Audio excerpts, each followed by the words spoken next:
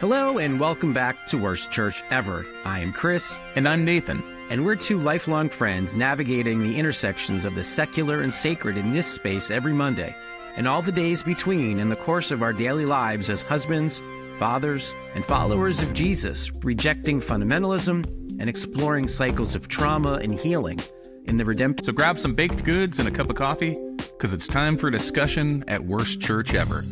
Add your thoughts and comments online, and don't forget to subscribe so we can keep the conversation going.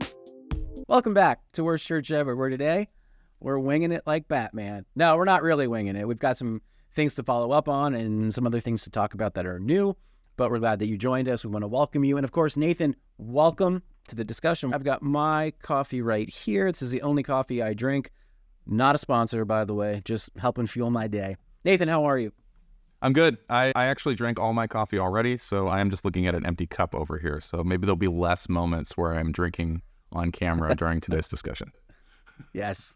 Yes, I only drink coffee like this. It has to have a little bit of chocolate in it, and it has to be cold and full of protein. So it's not a sponsor of the show, but it is delicious, and it will help me power through. Not a sponsor yet, Chris. Not a sponsor yet. That reminds me. If you like our show, or even if you just hate watch it, it's great if you could subscribe and like, because that'll help the show out a lot, and that'll help the conversation continue to go forward. But I haven't heard the phrase "hate watchers" yet. That's funny. Yeah. Is that Chris? Did you just coin that? I dialed it back from something else. Oh, okay. All right. Yeah. All right. Yeah. Let's put it that That's way. appropriate for Worst Church Ever, right? For some of the folks that aren't hate watching. Okay, yeah. I had boundary training today, so there are still some boundaries that we're not going to. But speaking of boundary training, this was ironic. So the boundary training that I did was offered by a denomination that's not my own, but by the local and regional where we live, and they opened it up to other denominations. So I knew quite a few people on the training. There were about 40 of us. And it was all about boundaries, and it was about professional boundaries between clergy and church people, and other kinds of boundaries too, and boundaries between bosses and employees, specifically in a church setting.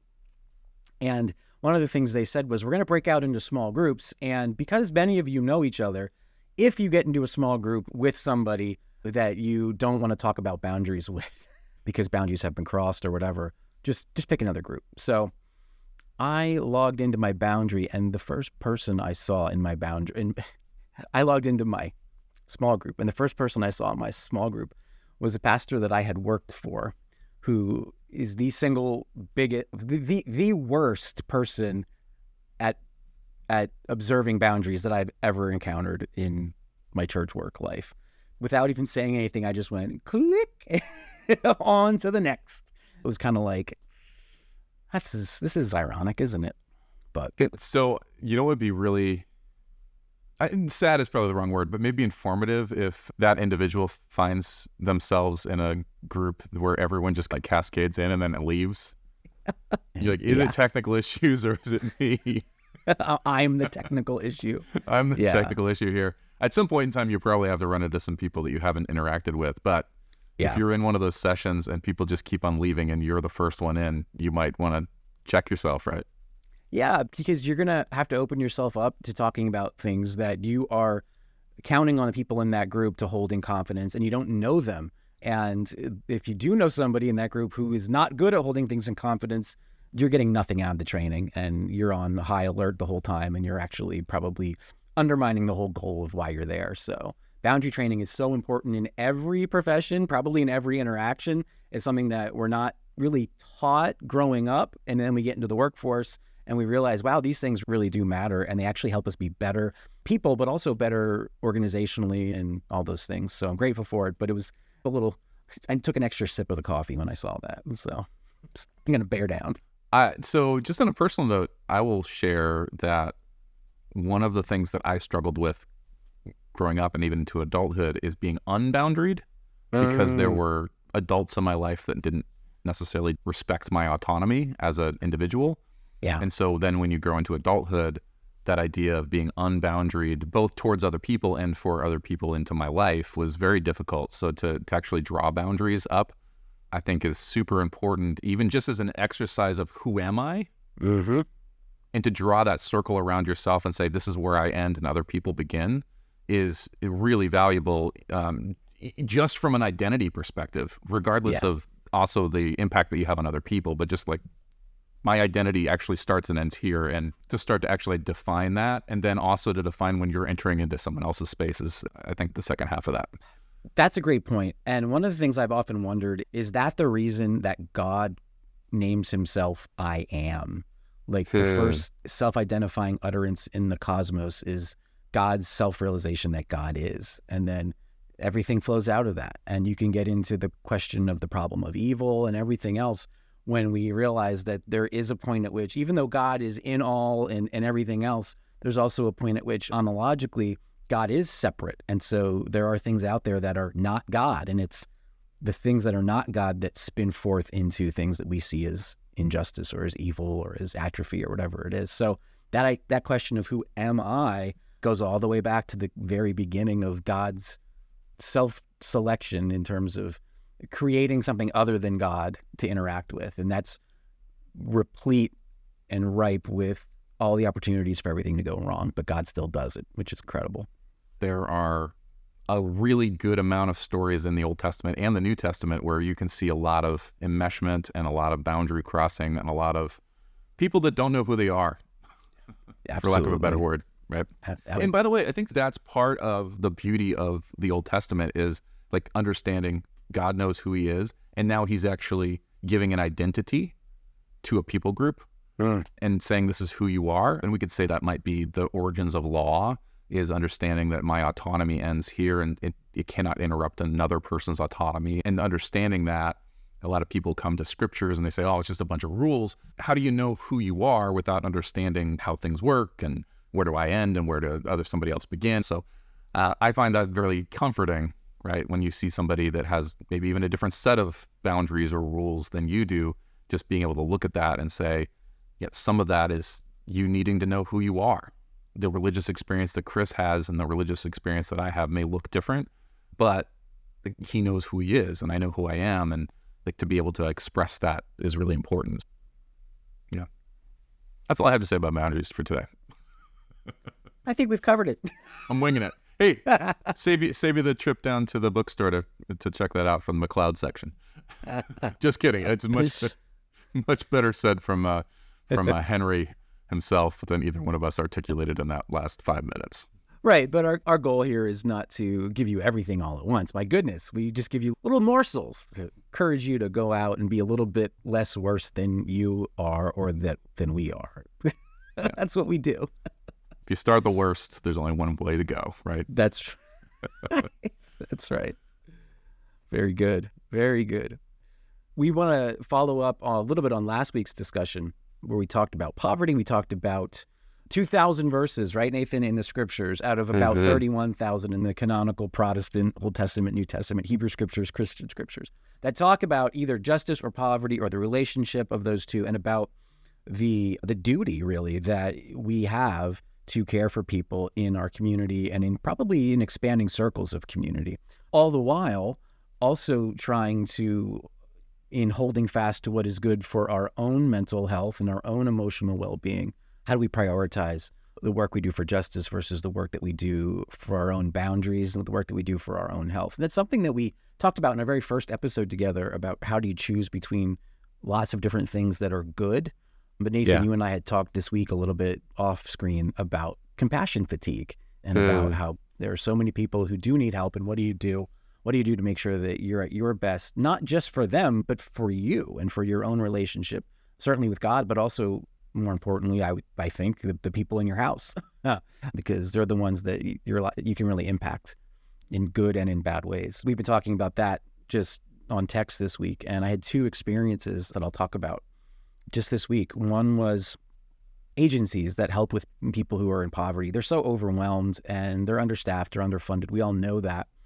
And I was reaching out to the Red Cross about a specific person who'd come to me for help because the Red Cross was helping them. And they said, we've done all we can for that person. I have to close the file on them because they haven't taken steps that we think they should take to be able to receive more and complete help. And that's hard to hear, but I also know exactly what they mean, because there does come a point at which you've given all you can give and you have to hope that people can push through some of their own trauma and their own cycles of self-destructive, or just, what is it? Self-destructive might be too strong. The stuff that takes them away from being able to succeed and be able to then, as adults navigating the world, close the loop and do what they have to do. And as a bureaucracy, an agency needs to be able to say, we did what we could for this person, but we can't have this relationship going on forever, speaking again of boundaries. But I was talking to the Red Cross about them, and they said, I have another guy that no one seems able to help. It's really simple. Maybe you and your church could do it. And I was like, okay. This guy just needed help moving some stuff because he was in a house fire and he has to leave the house. He rents a room with a couple other guys, and all he needed was somebody to help him lift all the heavy stuff into his truck. He already had the truck. He already had a rental space to take it to. And he just could not get anybody to help him. And this is a guy who I could tell, he's a little bit younger than us. It's a guy that I could tell was somebody who was a helper, somebody who helped lots of people in his life. He's a lot of different hands-on skills, a lot of good knowledge. Yeah. Just getting to know this guy over the course of 3 hours one afternoon when I was helping him along with somebody from my church, it's like, man, you know, fatigue is one thing, but where's this guy's community and how come they aren't helping? Not because I don't want to be there, but because I want this guy to have a better network than this random dude he just met because the Red Cross took a swing and it connected. So it goes back, I think, Nathan, to the need for relationships. We just can't navigate this world by ourselves. Short of being a completely self-made billionaire, I don't see a way forward if we don't have meaningful connections. I wonder what you thought about that. Yeah, I think it falls flat in the face of American individualism, unfortunately. So we've got this entire narrative here in our country that says, pull yourself up by your own bootstraps, don't need anything from anyone, and you're going to be okay if you can make it on your own. So I think that's tough, though, because we live in a society that says pull yourself up by your own bootstraps, be self-sufficient. And so I think that there's a little bit of a hesitation to ask for help when we need it, because we don't want to be seen as taking from people. We don't want to be seen as vulnerable or weak or needing help from someone. And I think that there's a shame for asking for help. So that's troubling. And that's tough when that's the narrative of the American dream or whatever. But the reality is that people need people, and anyone that's pulling themselves up by their bootstraps doesn't understand physics, right? You can't do it. You literally can't. You can work hard, but sometimes it doesn't matter how hard you work.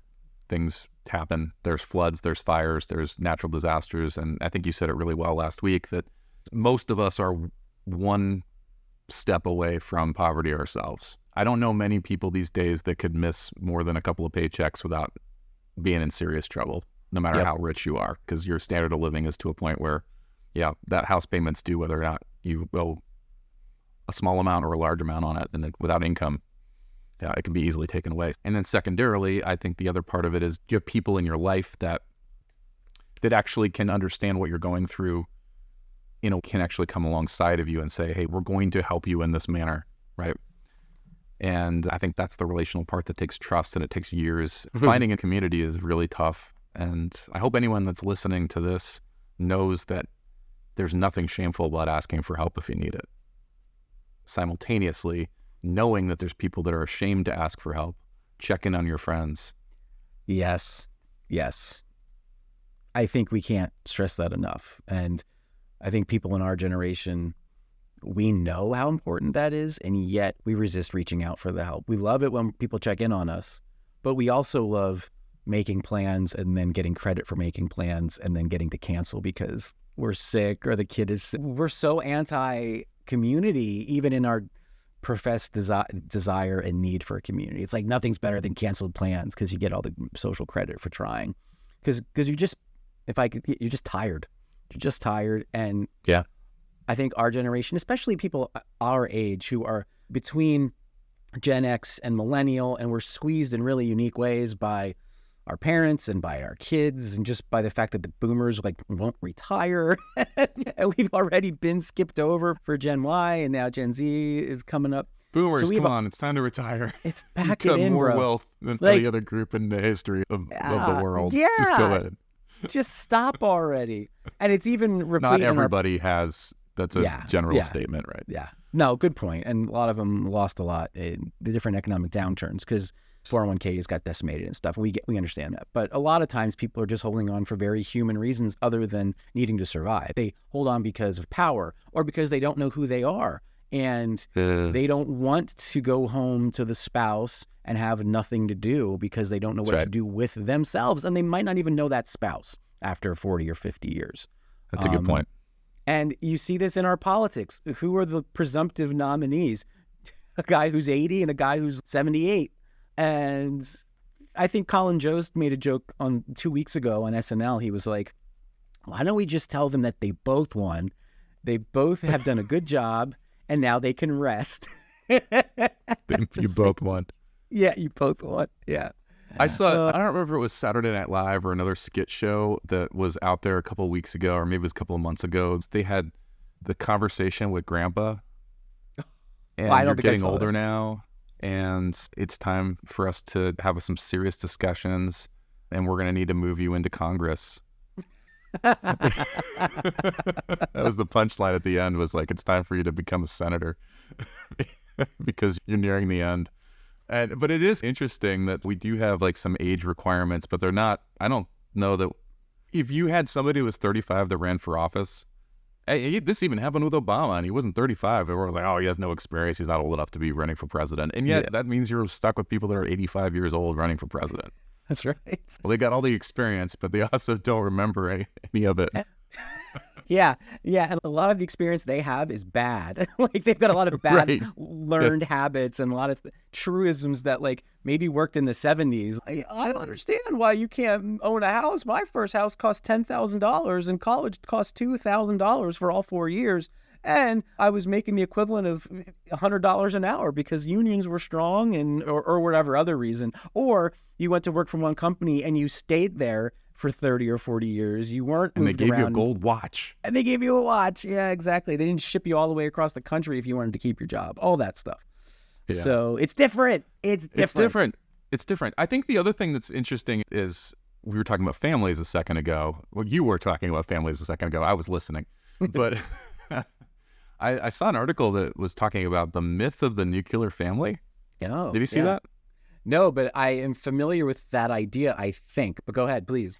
Yeah, and basically the thesis there was that the idea of a nuclear family, that like a mom and a dad and 2.5 kids, that's the picture that was painted in the 50s and 60s and 70s, is not actually what most families look like if you look at history.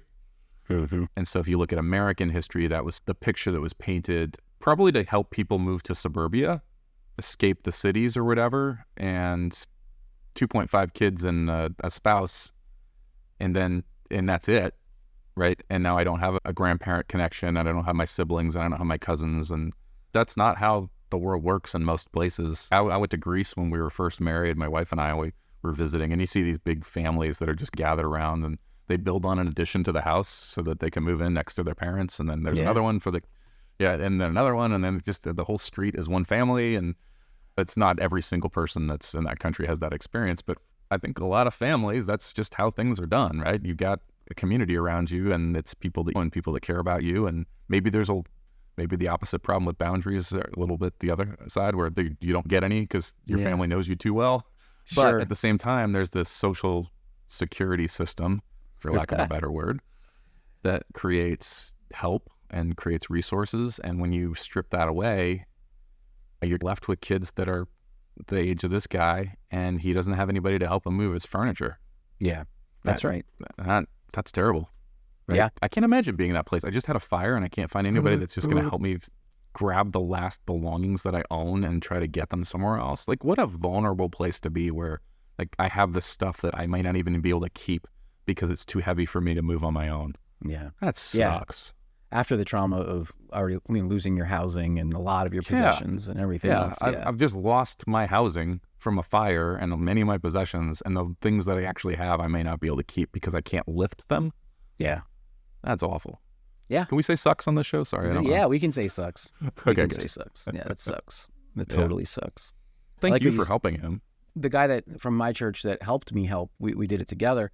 And we walked into the place and we looked around, and you could just see this guy had really struggled to even get stuff together to be able to get ready to stage, because he's living out of a hotel now, and he's lost some of his work equipment in the fire. And the congregant that was with me, who's a friend, he said, we're not here to judge. We're here to help. And I think that's really important, because that gets lost. It's, does this person deserve help? Are they trying their hardest on their own? And how do we judge that? And we're the arbiters of who deserves dignity and stuff like that. And it's like, are you a human being? Were you born? Do you deserve dignity? In fact, you have dignity by default because you're made in the image of God. So then we put all these qualifiers on it. Who's worthy of helping and who's not. It sucks. And then you get compassion fatigue. Yep.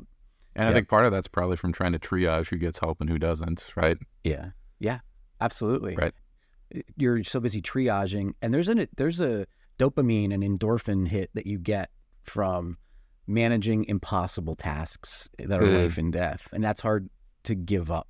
But when you don't just take a step back and follow your own boundaries, then you realize, oh, wow, I haven't done anything for myself in 6 weeks. I haven't taken a walk. I haven't gone to the gym. I haven't gotten fresh air. And because the narrative in your head is, my goal here is to help as many people as possible, that job will never end. And we talked offline too about Jesus saying the poor will always be among you, when he's trying to have a good meal with friends and is being accused of not caring about the poor, which is like the last thing that I would ever accuse Jesus of. Right. But yeah, have you seen the entirety of the last 3 years of this guy's ministry? Literally homeless, probably had so many offers for patronage and places to stay. Yeah. But he's like, no, my whole thing here is not to be comfortable, but it's also to set a good example of what you can and can't burden. And there are some things that only Jesus, can burden. And then there's what you need to know, which is that you have boundaries. You have a beginning and an end. And when you're weak and empty, I can fill you up. But don't make the mistake of thinking you can ever be the full source of, what am I trying to say, Nathan? The full source of fulfillment for other people, because you'll perish. You just will. Yeah, I think that's where the compassion fatigue comes in, because there are so many, the triaging part that we've mentioned already. And then secondly, it's not easy to look at just the 40 million Americans that need help and not just to get overwhelmed by it and to say, okay, I guess I'm the one that needs to step up and keep doing things. And I think, to your point, Jesus was able to say, yes, I'm going to continue to minister, and yet today I'm not. I can go rest for a moment. And he did that not just in that moment, but he did that a number of times where they're crossing the water in the boat and he's taking a little nap in the bottom. And he goes off, go pray by himself a number of times. There's a number of instances where it's like, hey, Jesus went off by himself to pray, and there's all these people that need your help. Yeah, it's true. And there's also going to be tomorrow, and I'm going to be there. I can't just stay up all night tonight and be able to minister to you tomorrow. And so I think that that's a huge thing to remember, is when you're doing that, giving yourself the rest you need. It reminds me, we mentioned Rick Warren last episode, so I'm going to bring back a Rick Warren quote just because I think it's useful. But he said, there's no better picture of, he was talking about a church, but I think it relates to anybody that's in humanitarian efforts. There's no better picture of humanitarian efforts than the Super Bowl, where you have 30 people who have worked so hard and just need a break, and 30,000 people who really could use some exercise. Yeah, I love that. That's really good. And I'm saying that as a person that probably needs some more exercise, right? So I'm not saying that I'm in both of these areas, both in compassion towards poverty and also in my physique. So I can say that humanitarian efforts and spiritual practices and other things, it's not a spectator sport, shouldn't be. And that's how it turns out. And so you end up with these people that are, proxies for everyone else's social justice that are ending up with the brunt load of it. And they're the ones that are having to have compassion. And actually, that's part of the reason, and I have nothing wrong with government programs, by the way. I have nothing wrong with that, or charities. But I do think that there's a difference between joining in together as a community and going after these things as a community, everyone, compared to just proxying my social justice to a charity or to any organization, whether it's a government or a charity. I think it's easy to just be like, I gave my money to Compassion International, so therefore I did my due diligence this week, not really taking into consideration that it's the person down the street or next door that needs to have their furniture moved that also needs our help. That's right. That's right. That's Yeah. a really good point, because we can get so bogged down in, and maybe bogged down isn't the right word, but yes, I gave it the office, but what did you Right. do in the neighborhood and that where you actually live? So now you have all these atomized people, alluding back to your nuclear family image, who go home and don't know each other and don't know each other within the home, let alone don't know their neighbors, but they're Oof. supporting a child in Southeast Asia or in Appalachia or in Africa or something. And that's good. Don't stop doing that. No doubt. But get to know the person next to you. And what you just said reminded me of two other things that are very related. The first is we ran a short with you talking about the 2,000 verses in Scripture that talk about this issue. And somebody commented, and I appreciate the comment, and I appreciate the interaction, but the comment was, I don't disagree about the prevalence of this theme in Scripture. However, don't forget that sojourners are basically communists. And I thought two things. The first thing I thought was, you can't disagree with the prevalence of these themes in Scripture, because that's a fact that you can go and count if you want, right? That's right. But then the second thing was, let's think about what it means to be a communist for a second. Communism mandates state atheism and exalts the state to a place of all primacy, spiritual, political, historic, emotional, psychological, anything, any markers of identity bearing in communism are all wrapped up into the state. Now, if this person meant to say socialist, all I can do is look back to Acts chapter 2 and say they sold all their possessions and shared all things in common, which leads me to the next question, which is, when we talk about our community having a responsibility to help one another, people always want to say, it's not the government's job to do that stuff. But I look at our founding document, which begins with "we the people." Like, aren't we the government? Aren't we, all of us, the community that's meant to be looking out for the commonwealth, the common good of everybody else? It's not like the government and us. It's in the biggest representative democracy in the history of the world. Like, we're supposed to believe that the "we" is actually means us. That's why in Christianity, the Lord's Prayer is "Our Father," not "My Father." It's the same kind of idea. And yes, we're religiously pluralistic, we're officially secular, but within that, if you are compelled by your religious convictions to say, as a community, we need to do better, we need to do more, you have the freedom and the right to do that in this country, and you should be doing it. And that's what Sojourners is doing. And look, there are Christians on the right who are motivated by their convictions for certain things, Christians on the left likewise. But the bottom line is, we need to really take a good look at the lenses and speaking of boundaries, the false boundaries that we draw. I've talked a lot, but the last thing I want to say is about this anyway, is there's a book, maybe you've heard of it or read it. It's by a guy named Ron Sider. And he was, I don't know if he's still alive, but I've met him a few times. He was a professor at Eastern Theological Seminary, which is an American Baptist seminary in the Philadelphia suburbs. It's actually now called Palmer Theological Seminary. It's part of Eastern University. Eastern University is where Tony Campolo came through and a lot of those social justice evangelicals. So they weren't necessarily socialist, liberal, whatever. They were evangelicals, but they were compelled by the seriousness with which they took Jesus's commands, that they said, we as Americans can be doing better and doing more. Ron Sider, who was one of the founding practitioners of that school of thought, wrote a book called Rich Christians in an Age of Hunger. And if you haven't read it, I don't mean you, Nathan, specifically, but everybody. It's not that would include me, because I haven't. It's not a long read. It's not a long read, but it's fascinating. And he basically says, look, global Christianity, if you take into consideration everybody who says they're a Christian and every parachurch organization and then every church organization, and you look at the net income of all those people, you have a yearly income of $10 trillion. If you would have a global tithe of all that $10 trillion to alleviate poverty, you could do it in 1 year, because you would have $1 trillion to ensure clean water anywhere that needs it, sustainable farming anywhere that needs it, good education, good health care anywhere that needs it in 1 year.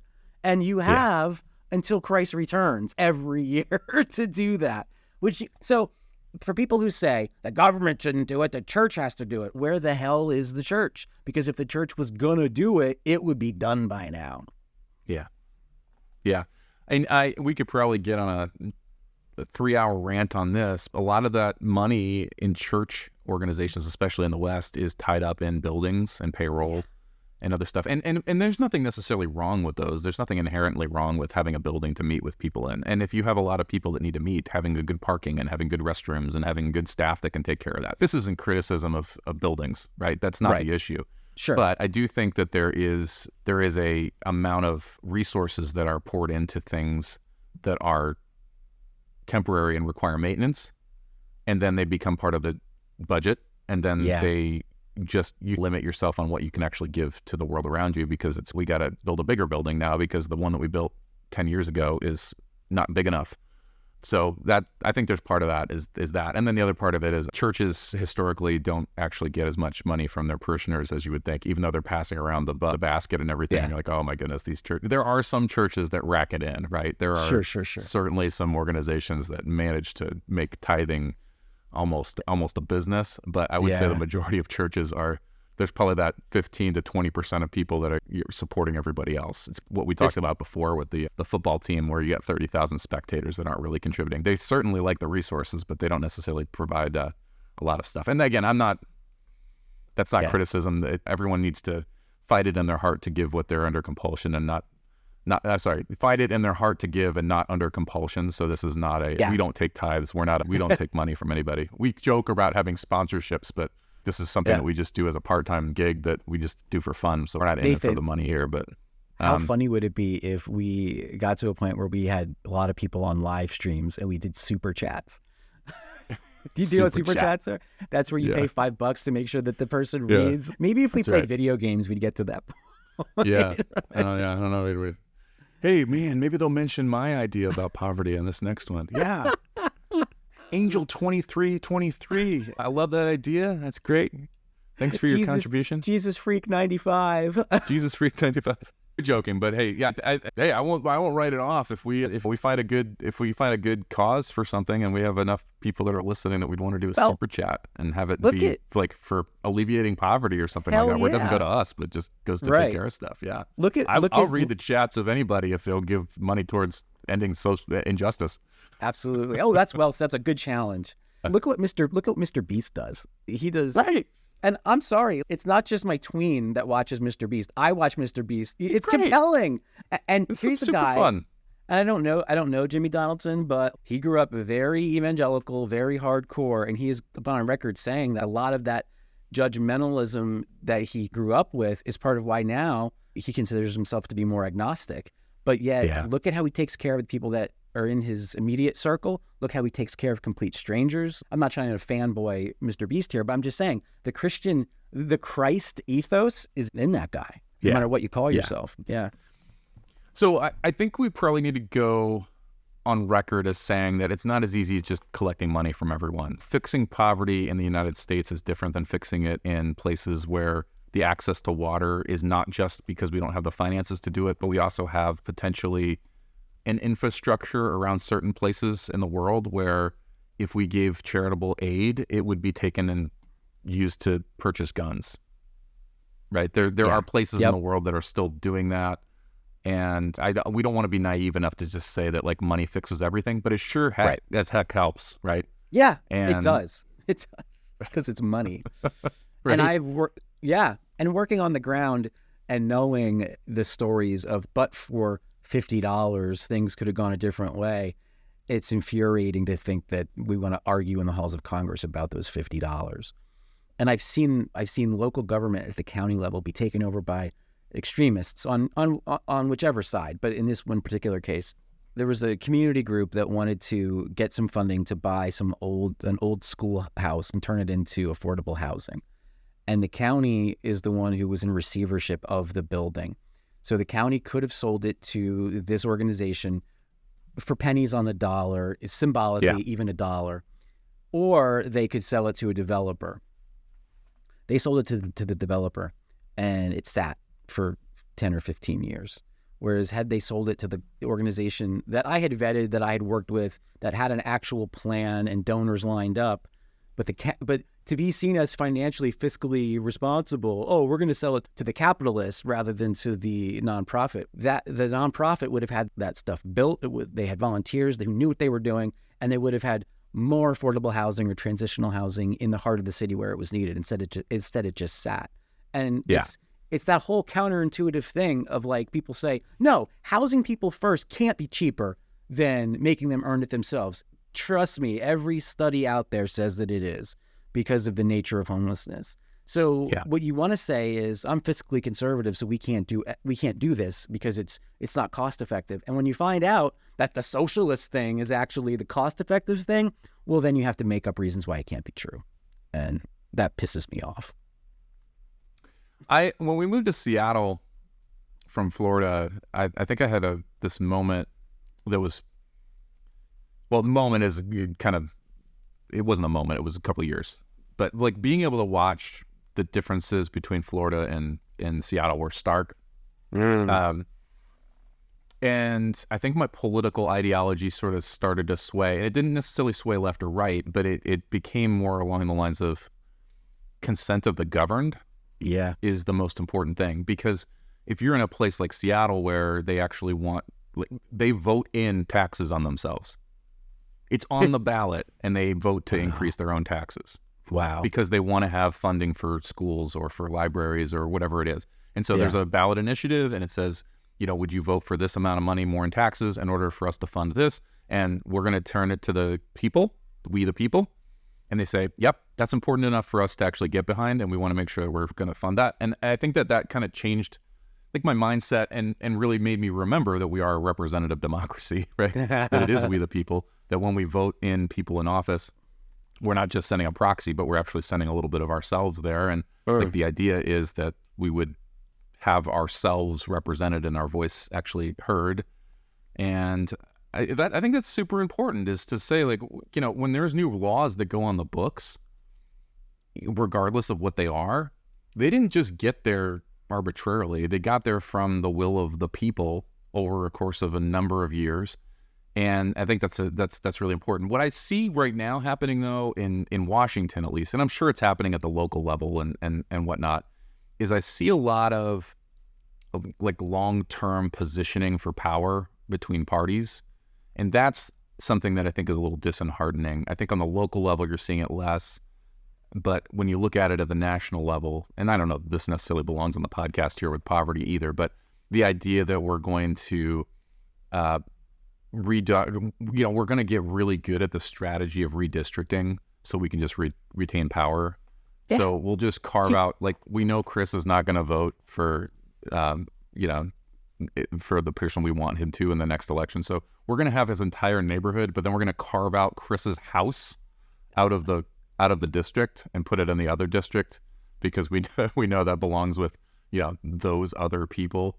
That redlining thing, I think, has worked really well for a particular party to retain power for a really long time. And gerrymandering is something that I think is I'm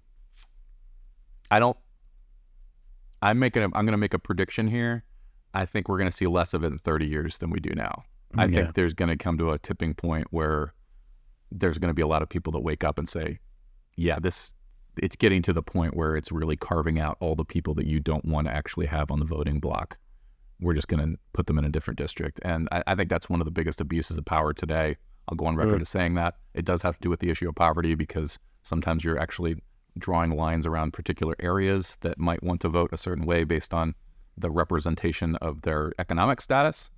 And to silence individuals drawing redistrict lines because they don't necessarily carry the same values as you, I think is injustice, and I think it's unethical. And if you want to say that you represent the United States and yet you're only going to take these 7 blocks because they happen to have the same ideology as you, left or right, doesn't matter. Yeah. I think it's abhorrent, and I think it's evil. And I think that it's going to come to a head at some point in the near future. I've seen it in my own neighborhood.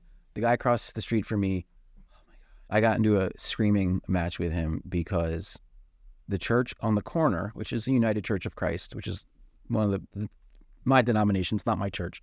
They want to convert some of their space into transitional housing using a regional branch of a national organization that is vetted top to bottom and does really good work.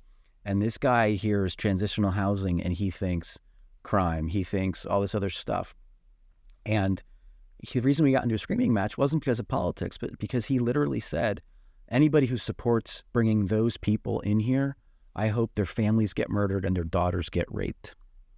Well, I have a family and I have a daughter and I lost my shit. Rightly so. And I don't think I was wrong and I don't regret it. You know, if he were a table in the temple, I would have flipped him over. But now, you know, and like there's no violence or anything, but my God, you don't know how well do you know your neighbors? That gets back to what we were talking about before. Who knows how people act? And when you hear that, your fight or flight kicks in, and it got ugly. You know, it did not come to anything physical, but I also noticed this person across the street was also complaining about how the neighborhood was already changing. Well, you know, a family of color moved in next to him, and I think that's what he was reacting to. And up until that family moved in, I had never seen him have Confederate paraphernalia on display. And after that family moved in, he put a Confederate flag on the front of his truck, you know, and it's like, come on, you can't tell me that that's about Southern heritage. We live in Pennsylvania. And the timing of it was such that it was right after the brown skinned people moved in next door, you know, like, come on, guy. Yeah. So anyway. Yeah. I had a similar instance. I was visiting some people in Ohio during the, oh gosh, I can't even remember what election it was. 2008, does that sound right? And that was McCain, Obama? Yep, McCain, Obama, 2008. And these particular folks that we were visiting had been incredibly loyal members of the Democrat Party for their entire lives. MSNBC on Rust Belt, very hard working class, part of the union, all that sort of stuff. And I remember that was probably 2006, 2007, just visiting and seeing like MSNBC. And we came back, I think it was 2009, 2010. Fox News was on. Yeah, because Obama's black, right? Yeah. Yep. And that's how, yeah. You can, and you just, well, no, my ideology has changed. Really? No, after 40 years? Yeah, you're serving a different master, that's all. Yeah. Because Yeah, I just think it's a shame. And I'm not trying to lump in every single individual that way, because I'm sure there's plenty of people that have made ideological changes because of other reasons. But sure. I'm hard pressed to think that it was any other reason other than, you know, the background of the president that happens to be in office is not the same as yours. And so therefore, if this is what it means to be a Democrat, I'm out. And that's, wow. I think that's sad. But it's not the first time that's happened either. No. Because if you go back in history, right, there's a lot of people that talk about Martin Luther King was a Republican. It's like, well, yeah, because it meant something different to be Republican then. Well, yeah, and you go all the way back to Lincoln, right? It's like the Republicans were the party that freed the slaves, but stuff changed. Stuff changes, right? And both parties made deliberate and politically, and I would say racially cynical choices to change or to either get that vote or to not want to get. Both parties. You had the Dixiecrats. I mean, Strom Thurmond, who ended up a Republican, he was a Democrat who ran because he loved segregation and he wanted segregation to continue, so he ran for president and split the party. You know, That's right. And there are many examples of that over the decades. It reminds me, Nathan, in a similar way, but with a different demographic. The minute I knew that Trump was going to win in 2016 was I was up in a more rural part of northeastern Pennsylvania, and I was at this big discount store, and the woman in front of me, white woman with a little child, and she was trying to buy some items with her SNAP card, the food stamps, the Supplemental Nutritional Program, and her card got declined, and she couldn't feed her kid. And I'd been driving up and down the highway by this store in the course of my business, and I'd seen all these Trump signs. I'd seen the 8-foot Trumps, the 10-foot Trumps, everything. But when I saw her get denied, I realized the narrative of the white working class feeling left behind and forgotten is visceral. And not only will Trump win Pennsylvania, which nobody thought would happen, he is going to win this election. And he did, because of all the other things that he said and did. He uniquely spoke to that, which if there was political wisdom from the Republican establishment or the Democrat establishment, they would have spoken to that reality long ago, and we would have avoided all this. But they didn't, and so we got what we got. And don't get me wrong, outright racism is a huge part of it. But then that part of it that's no one has remembered me, everyone has left me behind.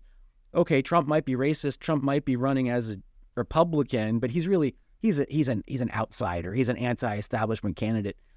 What do I have to lose? And that's actually the argument he made to black voters was, look, you haven't done that great with Democrats. Why don't you give me a try? I think it speaks to something though. And when things aren't right, you're looking for someone to make them right. Right. Yeah. And you'll grasp at any straw you can. And if I'm feeling left behind and now I see somebody that they can tell it like it is. Yeah. Can take on the establishment. That seems very popular and it seems very empowering. And I can see why he draws the kind of attention he does, because if you are feeling outside and you feel like all your power is being stripped from you and you don't have a voice anymore, and now here's somebody that doesn't have a filter and wins because of it. Yes. Right? I don't have to filter myself. I don't have to worry about what other people think. I'm just going to say whatever I say, and people are going to love me for it and hate me for it. But even in the hate, there's a little bit of love. It's like, oh, now we get to vote for Stone Cold Steve Austin. And like... That's exactly right. Stone Cold Steve Austin is here. He was supposed to be a villain, but because he had the persona that he had, everybody loved him. Yeah. Yeah. He just doesn't care. And I think that's the person. He just doesn't care. Right? He'll just say whatever he wants and do whatever he wants. And I think I'm going to take it back to the Old Testament. When you look at the narrative in like Samuel, I think was a big advocate of like not necessarily having a big government. Yeah. It's like the first libertarian. And like, you guys, you sure you want a king? That's right. The people come in like, we want a king. And they're like, you realize what you're asking for, right? Like you look at the other places, they're just basically having to give tribute to these people that don't really care about them. They don't care. You're giving up all your autonomy to these dictators that are just going to dictate to you. That's what you're getting. And you're like, we want it. That's what we want. We want to have that. And I think to some degree, like people are looking around at some of the other countries, right? They're looking around and going like, there's some of these people, we may not agree with what they're doing, but they get things done. They want it, they just go get it, right? They don't have to wait for Congress to vote on something. They just do it. And I think there's a lot of people that are like, we want to get out of that bureaucracy and we just want to do it. It's like, why can't I just move and move at a faster pace? And I think that's part of why it is. So anyway, I don't know that Samuel was actually the first libertarian, by the way. He's probably more of a theocracy guy, right? He probably just wanted to be part of the judges. But I think there was some wisdom there to say, if you're looking for someone else to be your advocate, just be careful who it is that you're asking for. So, and it isn't the implication in that story that like Israel demanding a king other than God broke God's heart, basically. Oh, like, absolutely. Yeah. I mean, could you imagine one of your kids just saying like, "Hey, I'd really like to have a dad"? That's a great way to put it. Yeah. Oh, Or and again, this has not happened to me, but like I'm sure that there's some dad somewhere or some mom somewhere who's had their kid just look at him and say, "I wish I was adopted because anywhere's better than this." And those are fighting words, but those like you know how to cut your dad to the core if you say that to him. Mm-hmm. Gosh, I hope my son doesn't listen to this so he doesn't get any ideas on what to do. You just made your parenting job harder. Yeah, that's right. Yeah. Hey, before we wrap up, because I know we only have a few minutes left, I wanted to tell you about something that my son read that then I reread, and that is he was homesick last week. He was not feeling well, and so he binge listened to Watership Down. He's 10, by the way, so I don't know that this maybe some of the thematic elements went over his head, but binge listen to like all like 21 hours or whatever it is of that book. I really like that book. I don't know. Have you read it before? I have not. Richard Adams. I it's one of those books that's been on my list for like 30 years and there it sits. But Yeah. It's great. I would recommend it highly to you and to anybody else. But there was a scene at the end, and he was talking to me about it. He's like, Dad, I really like this book a lot. I loved it. I just didn't like the ending. I was like, you didn't like the ending? What do you mean you didn't like the ending? And so I went back and I listened to the end of or I didn't listen. I actually read it because I have a copy of it. And I picked it up, and I won't read it for you because it's long, but there is timeout. Spoiler for anybody who plans on reading Watership Down, just stop the recording right here because I'm going to spoil the end of the book for you. Sorry. But there's a scene where the main character, Hazel, who's a rabbit, is slowing down, and he can't smell as well as he used to, and he can't actually move around as well as he used to, and he's now like sort of the king rabbit, so to speak, and people are coming to him for advice, and one day he wakes up and there's a rabbit next to him, and the rabbit starts talking to him and says, hey, do you know who I am? And he's like, yeah, of course I know who you are. He's like, just figures it's another rabbit. And through the discourse of this, you realize this is not another rabbit. This is maybe a holy visitor. And he invites him to become part of his kingdom. And they leave. And he leaves his body behind. It was so kind. It was so beautiful. And I was just reading it. I'm tearing up just now, like thinking like that is the picture that all of us want. That's the picture of like how we invite death in, like to have this moment. It's not something to be scared of. It's this moment where we're invited to the next kingdom. We're invited to be part. And I was reading that, Chris, and this is a piece of fiction. And yet I'm tearing up because it's true. I'm tearing up because like just understanding like the invitation to be part of another kingdom and to leave this world in peace is the invitation that we have in Scripture. It's a thematic element of so many different stories.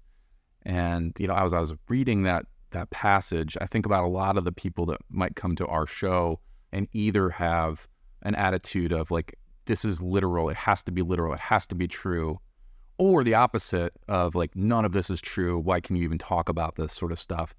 And I just wanted to bring in that story, like, and again, I'd encourage you to read it for yourself because I'm not doing it nearly as much justice as it deserves, but like, stories that we see, even fiction, even movies, even just video games that you encounter, sometimes you encounter something that's so incredibly moving and true. It's not real, but it is. It's real. And, I just thought I'd leave you with that just because it was just such a profound moment where I think about the scriptures that we have and the legacy that we have in the Old Testament and the New Testament, and just to see these things and the impact that I've seen it have on you, the impact I've seen it have on me, and like millions of other people in the world. You can deny the literacy or the literalness of it. The literacy, that's not the right word. The literalness of it, but you can't deny the impact. So to say it's not real, that's the fantasy, right? Well said. Thank you for that. Yeah.